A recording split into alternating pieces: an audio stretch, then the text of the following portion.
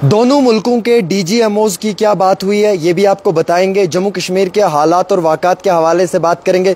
सबसे पहले मैं आपको बताना चाहूँगा कि सिचुएशन जो है वो जम्मू कश्मीर के अंदर बिल्कुल नॉर्मल है। जो नॉर्मल लाइफ है आम शहरियों की वो वापस लौट कर आ रही है और आम शहरियों की जो एक डेली रूटीन लाइफ है वो हमें नज़र आ रही है। कल देर गए एक बारी फिर से दोनों मुल्कों के डीजीएमओज की बात हुई है। इस बात के अंदर जो है वो तफसीलन तौर के ऊपर ये कहा गया है कि जो सरहद हैं उन पे अमन बना के रखना है, सरहदों पे अमन को बरकरार रखना है, यानी कि जो सीज़ फायर डिक्लेयर हुआ है, जो इस पे इत्तेफाक किया गया है, इसको बरकरार रखना है, सीज़ फायर की वायलेशन नहीं करनी है।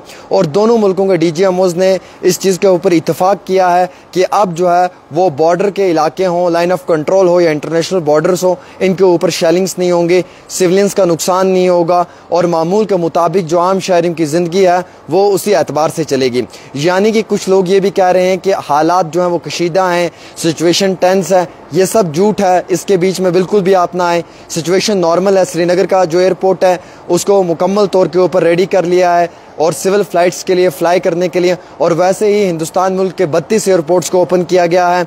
मैं आपको ये भी तफसीलात देना चाहूँगा कि बॉर्डर के जो इलाके हैं वहाँ पर अब शेलिंग नहीं हो रही है, शेलिंग रुक गई है।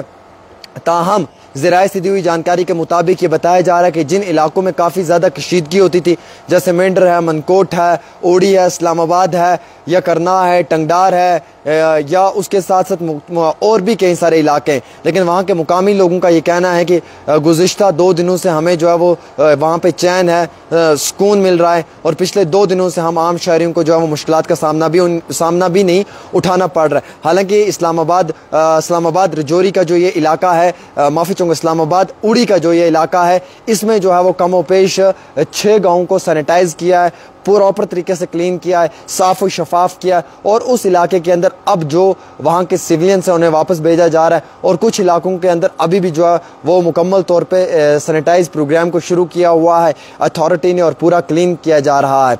तो दोनों मुल्कों के डीजीएमओज के बीच में जो बात हुई है वो सिर्फ यही हुई है कि जनाब सीज़ फायर को बरकरार रखा जाएगा। जो सीज़ फायर है इसके ऊपर जो इत्तेफाक हुआ है दोनों मुल्कों का, इसको बरकरार रखा जाएगा।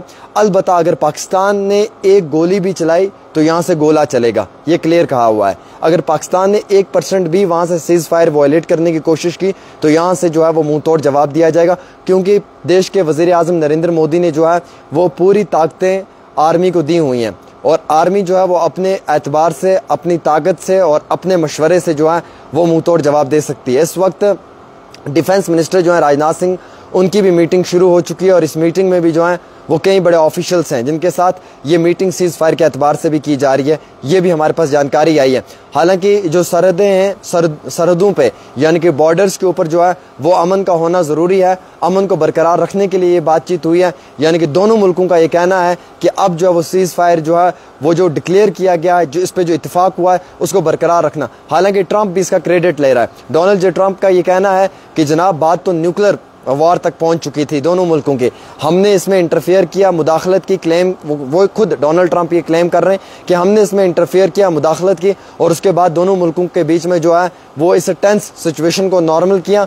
और दोनों मुल्कों की जो बात हुई है, दोनों डीजीएमओज की कम और पेश 20 मिनट की हुई है या ये 30 मिनट की बात हुई है, इसके बीच में ये जो रास्ता है ये हमने निकाल कर दिया, और उनका एतबार है कि अब ये जो एक परमानेंट सोल्यूशन है कि दोनों मुल्कों के बीच में जो है वो सीज़ फायर डिक्लेयर हुआ, इस पर इत्तेफाक हुआ, आइंदा इस तरीके की कोई और एक्टिविटी नज़र नहीं आएगी। वहीं दूसरी ओर सबसे इंपॉर्टेंट ये है कि क्या कश्मीर इशू पे बात होगी, तो बिल्कुल कश्मीर इशू पे कोई बात नहीं होगी, किसी तरीके की भी बात नहीं होगी। देश के वज़ीर आज़म ने क्लियर कहा है अगर बात होगी तो वो टेररिज्म पे होगी, यानी कि आतंकवाद के सफाई पे होगी, और अगर बात होगी तो वो POJK के ऊपर होगी, POJK को वापस लेने पर बात होगी, उसके सिवा और कोई बात नहीं होगी। हालांकि इसी दौरान में मैं आपको ये तफसीलात भी देना चाहूँगा कि आम शहरियों की जो ज़िंदगी है वो रूटीन के मुताबिक अब ठीक हो रही है, दुकानें खुल रही है, स्कूल्स जो हैं नॉन बॉर्डर एरिया के उन्हें ओपन किया जा रहा है। बॉर्डर वाले स्कूल्स अभी भी बंद हैं, लेकिन नॉन बॉर्डर डिस्ट्रिक्ट्स के स्कूल्स को ओपन किया है, कॉलेजेस को ओपन किया है। यूनिवर्सिटी के हवाले से बात की जा रही है, जो इम्तिहानात हैं उनकी भी जो नई डेट शीट है वो निकल चुकी है, उसके उसी वक्त पे जो है वो इम्तिहानात भी होंगे। बाकी दोनों मुल्कों के अंदर अभी जो है वो इस तरीके का कोई पैनिक सिचुएशन नहीं है और सब ठीक है। और बाकी जो आम शहरी हैं जो इस समय इस मुश्किलात में थे या परेशानी में थे, शायद कुछ बड़ा हो सकता है या शायद कुछ ऐसा हो सकता है जिसकी वजह से काफ़ी बड़ा नुकसान हो सकता है। तो मैं आपको जानकारी देना चाहूँगा कि अभी सिचुएशन नॉर्मल है, परेशान नहीं होना है। DGMOs की बात हो चुकी है, जो सीज़ फायर एग्रीमेंट है जिसके ऊपर दोनों मुल्कों ने इत्तेफाक किया है, इसको बरकरार रखा जाएगा। सरहदों के ऊपर अमन बरकरार रखा जाएगा। सरहदों के ऊपर, बॉर्डर्स के ऊपर जो है वो अमन को बरकरार रखना ही चाहिए और अमन बरकरार ही होना चाहिए, क्योंकि अगर नुकसान होगा तो दोनों साइड से सिविलियंस का होगा और आपको मालूम है कि सिविलियंस का काफ़ी नुकसान भी हुआ है। हालांकि कोई भी जो है वो ये नहीं चाहता है कि जंग हो और नुकसान हो, लेकिन हालात कभी ऐसे बन जाते हैं जिनमें जो है वो दुश्मन को मुंह तोड़ जवाब भी देना पड़ता है, उसके सिवा भी कोई चारा नहीं होता है। ये भी आप हमारी बात को माने।